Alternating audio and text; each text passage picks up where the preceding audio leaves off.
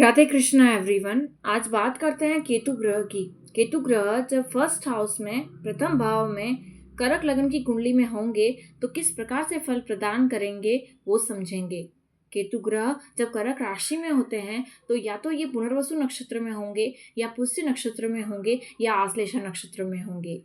केतु ग्रह जो कि मोक्ष का कारक माने जाते हैं, जो कि डिटैचमेंट का कारक माना जाता है, जो कि वैदिक एस्ट्रोलॉजी में परेशानी, हर्डल्स, प्रॉब्लम्स का कारक माना जाता है। दशा अंतरदशा में इसे दीनहीन मलिन ग्रह माना गया, तमोगुणी ग्रह माना गया है। इसे छिद्र वस्त्र धारण किए हुए इस तरह से रिप्रेजेंट किया गया है। ये जो है सन्यासी, वैरागी या कोई फकीर से संबंधित होकर इस ग्रह को देखा जाता है। वहीं दूसरी ओर इसे जो है पीक ऊंचाई की माना जाता है, एक सबसे ऊंचाई, और वहीं पे दूसरी तरफ जड़, मूल रूप से जो जड़ें होती है उससे संबंधित करके देखा जाता है। तो एक माउंट, एक ऊंचाई, एक पीक और एक जो है ध्वजा, कोई भी काम कंप्लीट करके या जो झंडे गाड़ना है या ध्वजा को भी रिप्रेजेंट करता है केतु। तो इस तरह से वैदिक एस्ट्रोलॉजी में इसे दर्शाया गया, बताया गया है। देखिए, जब किसी व्यक्ति को, किसी नेटिव को दुख, कष्ट, पीड़ाएं होती है जीवन में, जो है डिफिकल्टीज आती है, प्रॉब्लम्स आती है, कष्ट भरा जीवन रहता है, तभी तो कोई व्यक्ति अपने अंतिम समय या अपने जीवन में मोक्ष की कामना करता है। इस बर्थ और रीबर्थ के साइकिल से, यानी कि जो जन्म मृत्यु के चक्र से बार बार जन्म लेना, बार बार मृत्यु, इससे वो छुटकारा पाना चाहता है, मुक्ति पाना चाहता है। इसलिए उसे हम मोक्ष कहते हैं, यानी कि फिर से बर्थ नहीं लेना। तो केतु मोक्ष का कारक है, इसलिए शायद ये डिफिकल्टीज का, हडल्स का, प्रॉब्लम्स का, परेशानियों का कारक है। अब ये यहाँ प्रथम भाव में है, कर्क राशि में है। कर्क राशि जो है वो चंद्रमा की राशि होती है। चंद्रमा जो है भावनाओं से संबंधित होके हम देखते हैं।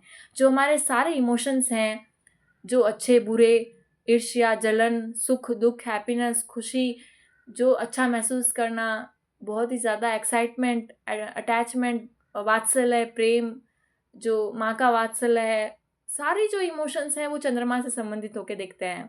कर्क राशि भी भावनात्मक रूप से जल तत्व की राशि है, भावनाओं से जुड़ी हुई है।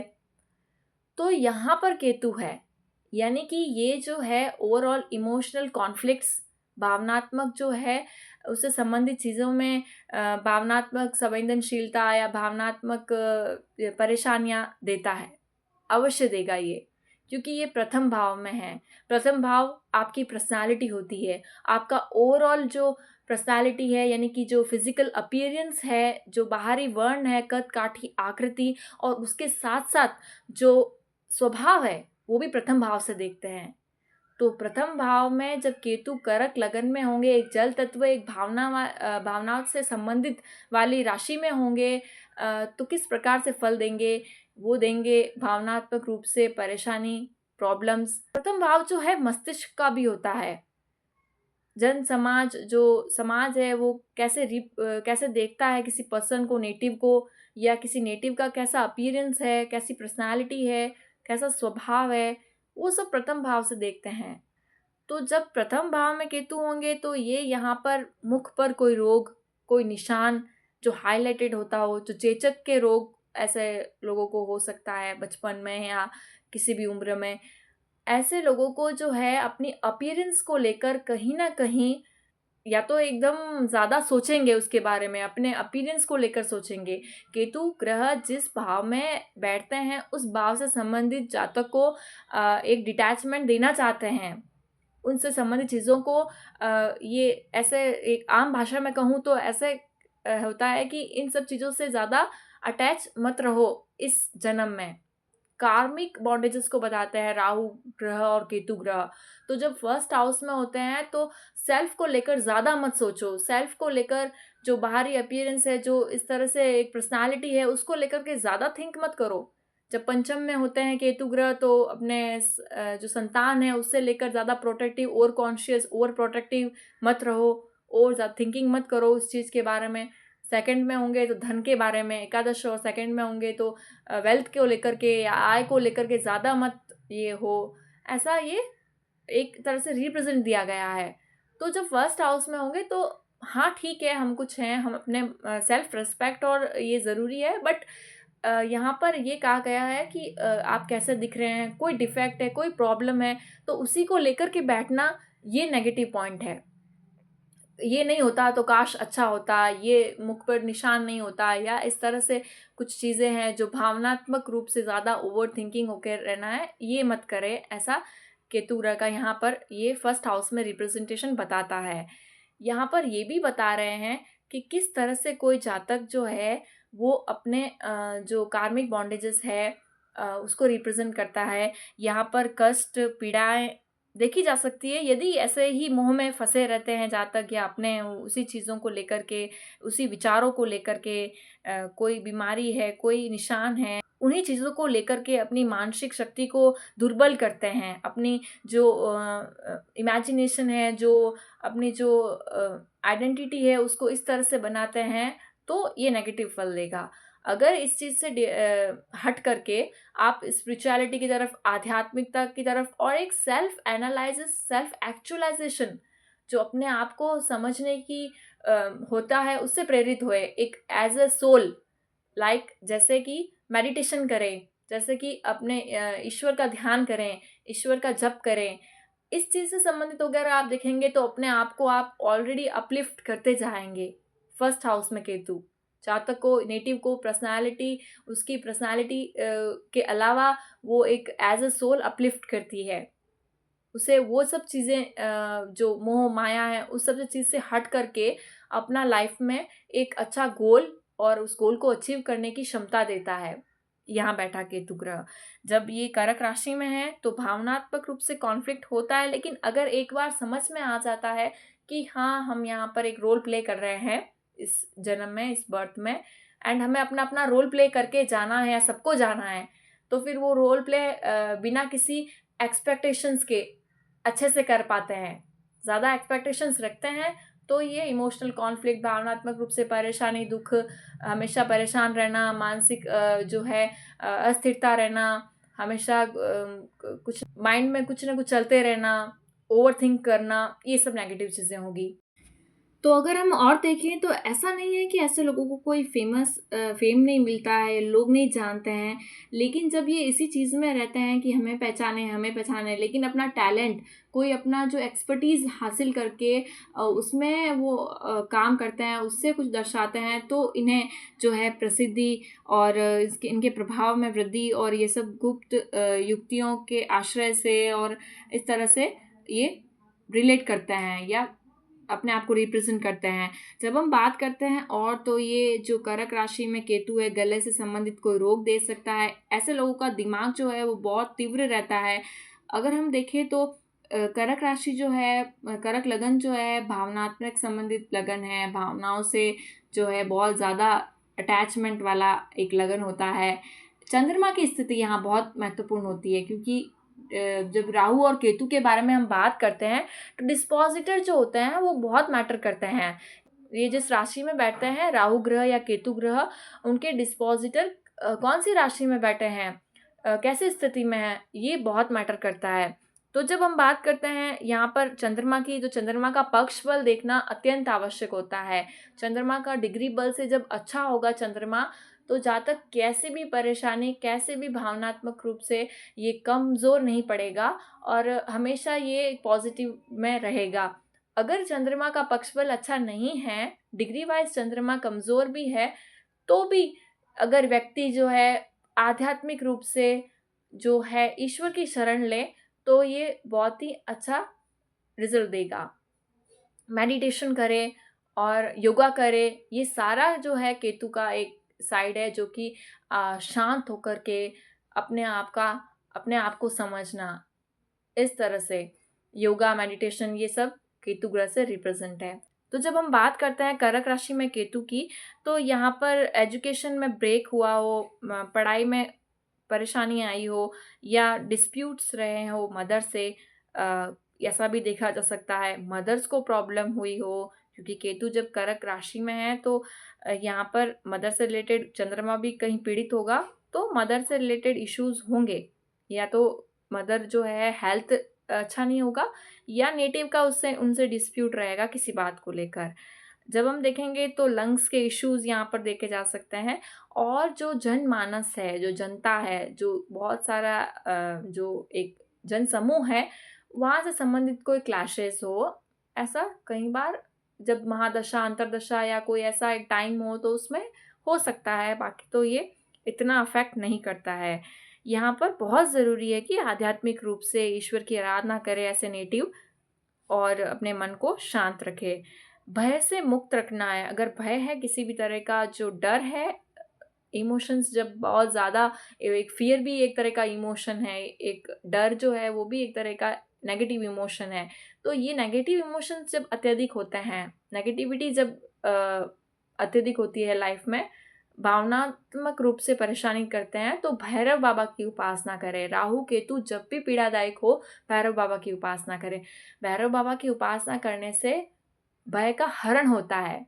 किसी भी तरह के भय का, कुछ छूट जाने का कोई डर है, कोई प्रॉब्लम है, तो भैरव बाबा की उपासना सर्वश्रेष्ठ रहती है। वहीं एक और चीज़ कि बुरी संगति से बचें, बुरे लोगों के आस-पास रहने से अपने जो फ्रेंड सर्कल है, वो अच्छा रखें, अच्छे लोगों के आस-पास रखें, और अगर ज़्यादा फ्रेंड्स नहीं रखें तो भी अच्छा है।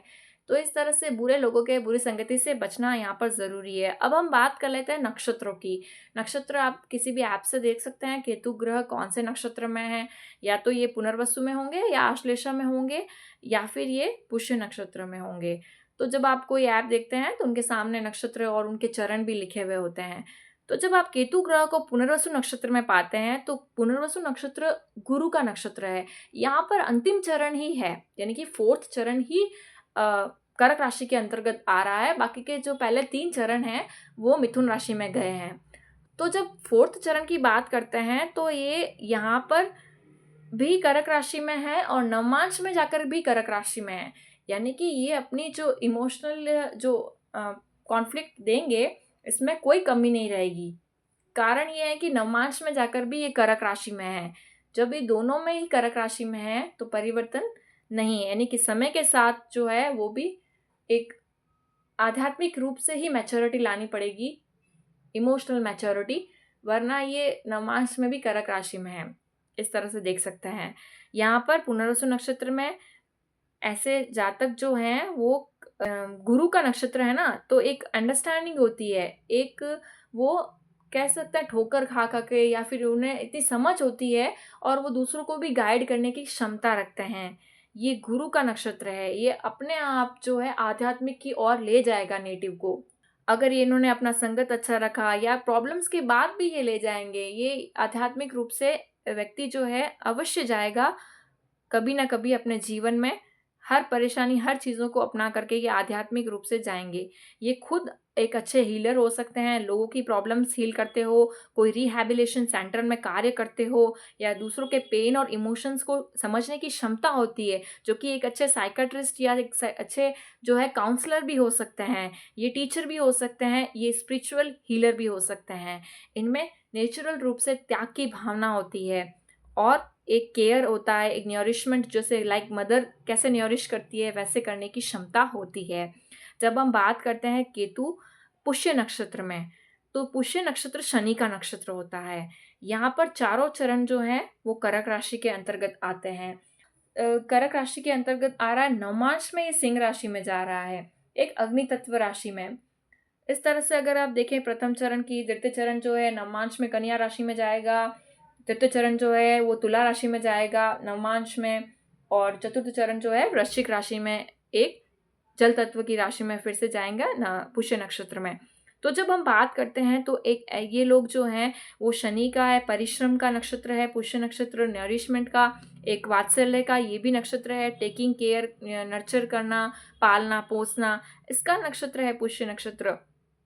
तो ये जो है व्यक्ति वो देख समझ सकता है, लोगों की भावनाओं को अंडरस्टैंड कर सकता है। ये ऐसी चीज़ें देख समझ सकते हैं जो आम तौर पर अन्य लोग शायद नहीं इतनी गहराई से समझ सकते हो। ऐसी चीज़ें ये समझने की क्षमता रखते हैं, यानी कि इंट्यूशन पावर इनका अच्छा होता है। और अगर बात करें तो उम्र के साथ-साथ, जैसे-जैसे उम्र बढ़ती है, शनि का नक्षत्र है ना, तो उम्र के साथ-साथ मैच्योरिटी देता है। उम्र के साथ-साथ भावनात्मक रूप से भी मैच्योर होते हैं, इस तरह से एक मैच्योरिटी देता है। चीज़ों को हैंडल करने की क्षमता, रिश्तों को हैंडल करने की क्षमता, जो कॉन्फ्लिक्ट्स हैं उनको हैंडल करने की क्षमता।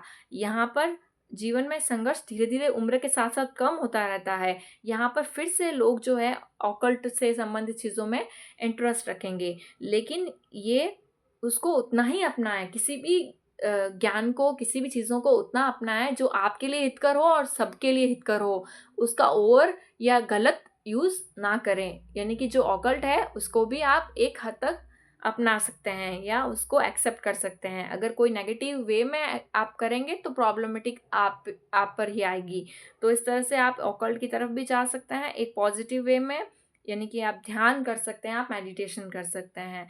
और अगर बात करें तो ये जो नक्षत्र है वो एक अच्छा टीचर भी बनाता है, एक अच्छा समझाने वाला, मेंटरशिप, काउंसलिंग और एक गाइड करने वाला भी बताता है। यहाँ पर ये लोग ऐसे किसी भी फील्ड में हो सकते हैं जहाँ पर परिश्रम के साथ साथ कोई एक अलग ज्ञान हो या एक अलग जो टेक्नोलॉजी के क्षेत्र हो या कोई ऐसे संबंधित क्षेत्र हो जिसमें एक गूढ़ विद्या या एक कॉम्प्लिकेटेड सब्जेक्ट्स को चूज़ किया हो, मैथमेटिक्स को इस तरह से, और वो उसको पढ़ाते हो।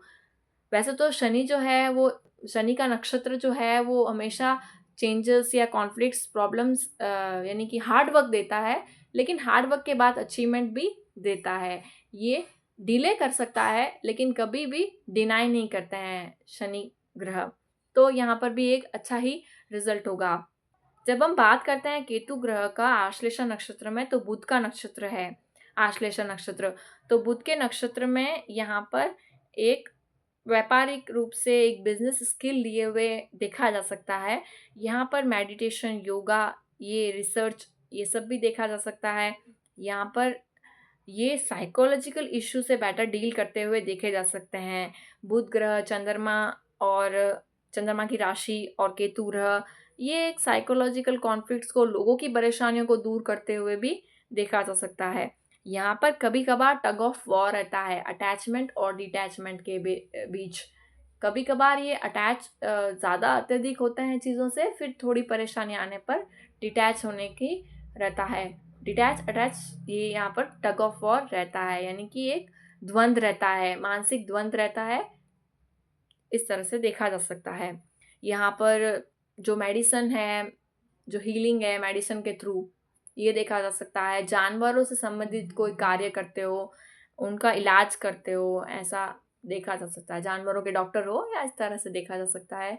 और भी कहीं जो कॉम्प्लिकेटेड सब्जेक्ट्स हैं या कॉम्प्लिकेशन जो जहाँ पर कॉम्प्लिकेशन फील्ड्स हैं, एरियाज हैं, वैसे सेक्टर में कार्य करते हुए पाए जा सकते हैं। यहाँ पे करियर इसलिए इम्पॉर्टेंट है क्योंकि जब फर्स्ट हाउस को देखते हैं तो कहीं ना कहीं किसी की पर्सनालिटी करियर से जुड़ी हुई होती ही है। तो इसलिए करियर से रिलेटेड चीज़ों में भी नक्षत्रों को देखा जा सकता है। तो आज हमने बात की केतु ग्रह जब प्रथम भाव में कर्क लगन में होंगे तो किस प्रकार से फल प्रदान करेंगे। अगर आपने इसे रिलेट किया है तो लाइक, शेयर, सब्सक्राइब करिएगा। राधे राधे।